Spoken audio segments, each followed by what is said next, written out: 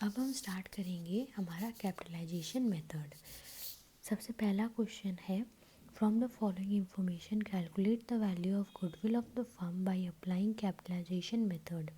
Total capital दिया है 16 लाख का, नॉर्मल रेट ऑफ रिटर्न दिया 10% और profit of the year 2 lakh का। अब हमने पढ़ा था कि कैपिटलाइजेशन मेथड में दो मेथड होते हैं।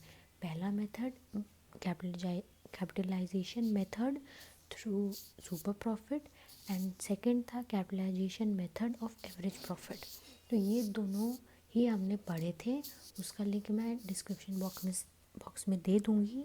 और सेकंड, अब ये क्वेश्चन है तो हम पहले देखते हैं कि इसे सॉल्व कैसे करेंगे। अब इसमें तो दिया नहीं कि हमें कौन से मेथड से सॉल्व करना है, तो हमें हमारे बुक में जो हमें फॉर्मूलाज दिए हमें उसमें देखना है कि कौन सा फिट हो रहा है और उससे हम इसका आंसर निकालेंगे।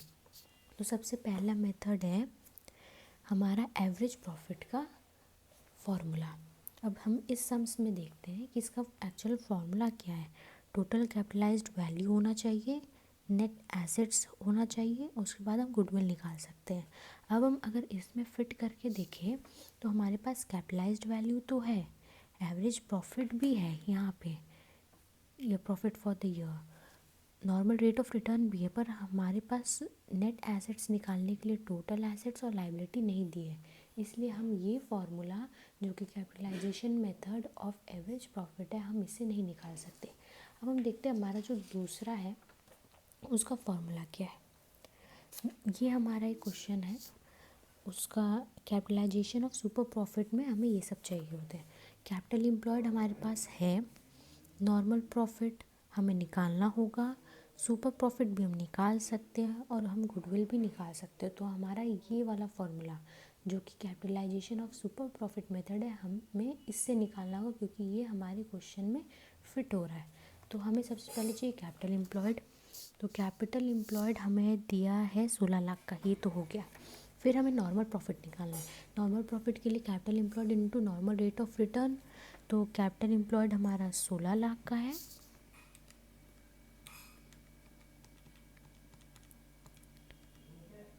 इंटू 10%, ये हमारा निकल गया 1,60,000। उसके बाद हमें बोला गया है super profit, average profit minus normal profit. Normal profit तो 1,60,000 का आ गया और एवरेज प्रॉफिट 2 लाख का आ गया। तो 2 लाख माइनस 1,60,000, सॉरी 1,60,000, जो कि आ गया 40,000। तो 40,000 हमारा सुपर प्रॉफिट हो गया। और अब गुडविल निकालने का formula super profit into 100 divide by normal rate of return. ये हम 40,000 हमारा सुपर प्रॉफिट है और normal rate of return into 10 है divide by 100, sorry 40,000 into 100 divide by 10 which will be 4 lakh, जो हमारा गुडविल का इसका आंसर है। सेकेंड क्वेश्चन हमारा है, a firm earns 3 lakh as its annual profit, यानी कि जो हमारा एवरेज प्रॉफिट है वो 3 लाख का है। The rate of return being 12%, assets and liability of the firm amounted to 36 lakh and 12 lakh respectively. Calculate the value of goodwill by capitalisation method. अब हमने देखा हमारे पास एवरेज प्रॉफिट भी है, नॉर्मल रेट ऑफ रिटर्न भी है और अब हमें एसेट्स और लायबिलिटीज़ का वैल्यू भी दिया गया है। तो हम सिंपली इस फॉर्मूले में अप्लाई कर सकते हैं। तो हमारे पास टोटल कैपिटलाइज्ड वैल्यू अगर हमें निकालना है तो हमें उसके लिए average profit into 100 divide by normal rate of return करना पड़ेगा। तो हमारे पास नॉर्मल रेट ऑफ रिटर्न 12% का और एवरेज प्रॉफिट 3 लाख का है। तो इंटू 100 डिवाइड बाई 10, इतना का हमारा आ गया है capitalised value of the firm.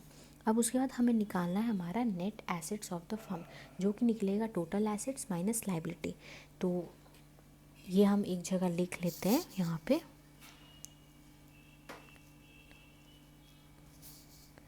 Okay, तो फिर नेक्स्ट है 36 लाख एंड 12 लाख। तो एसेट्स हमारा 36 लाख का है, उसमें से हम लायबिलिटी माइनस करेंगे 12 लाख का। ये हमारा आ गया 24 लाख। तो ये हो गया हमारा नेट एसेट्स। अब गुडविल निकालने के लिए total capitalised value of the firm minus net assets. तो हमारा ये था कैपिटलाइज्ड वैल्यू और ये है हमारा नेट एसेट्स। तो हम इससे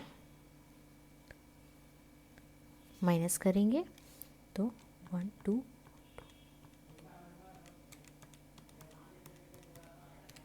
तो हमारा जो 6 लाख है वो हमारा आया है goodwill by capitalisation method of average profit. Next हमारा क्वेश्चन है average profit of the firm are 3 lakh, total tangible assets in the firm is 28 lakh and outside liability are 8 lakh. In the same type of business, the normal rate of return is 10% of the capital employed. Calculate the value of goodwill by capitalization of super profit method. अब हमें यहाँ पे बोल दिया गया है कि हमें capitalisation of super profit method से हमें इसका गुडविल निकालना है। और जब हमें अगर खाली कैपिटलाइजेशन मेथड से बोला होगा और कुछ बोला नहीं होगा कि एवरेज मेथड से निकालना है कि सुपर प्रॉफिट मेथड से, तो हमें खुद से फॉर्मूला में फिट करके देखना होगा कि हमें इसमें से कौन सा में से आंसर निकालना है। तो इसमें तो सुपर प्रॉफिट मेथड बोला है, तो सुपर प्रॉफिट मेथड में सबसे पहले हमें चाहिए होता है कैपिटल एम्प्लॉयड। और कैपिटल एम्प्लॉयड हमारे पास हमारा निकलेगा एसेट्स माइनस आउटसाइड लायबिलिटी। तो 28 lakh minus liability, outside liability, जो कि है हमारा 20 लाख का। उसके बाद हमें चाहिए होता है हमारा नॉर्मल प्रॉफिट। नॉर्मल प्रॉफिट निकलता है हमारा जो हमारा कैपिटल एम्प्लॉयड है into normal rate of return, जो हमारा आ गया 2 लाख का। उसके बाद हमें चाहिए होता है हमारा सुपर प्रॉफिट, और सुपर प्रॉफिट निकलता है average profit minus normal profit. हमारा नॉर्मल प्रॉफिट ये है और एवरेज प्रॉफिट ये है, तो हम माइनस नॉर्मल प्रॉफिट, जो कि 1 लाख का हमारा सुपर प्रॉफिट आ गया है। तो 1 लाख का सुपर प्रॉफिट है। अब गुडविल निकालने का इस capitalisation method of super profit से हमारा निकालने का फॉर्मूला होता है super profit into 100 divide by normal rate of return. तो ये है तो हमारा सुपर प्रॉफिट आ गया। अब हमें into 100 divide by normal rate of return हमारा 10% दिया है, तो हम 10 कर देंगे। तो 10 लाख का हमारा आंसर है गुडविल का 32 by capitalisation of super profit method. हम चेक कर लेते हैं, ये देखिए एंड यो आवर आंसर। तुम्हारा आंसर सही है।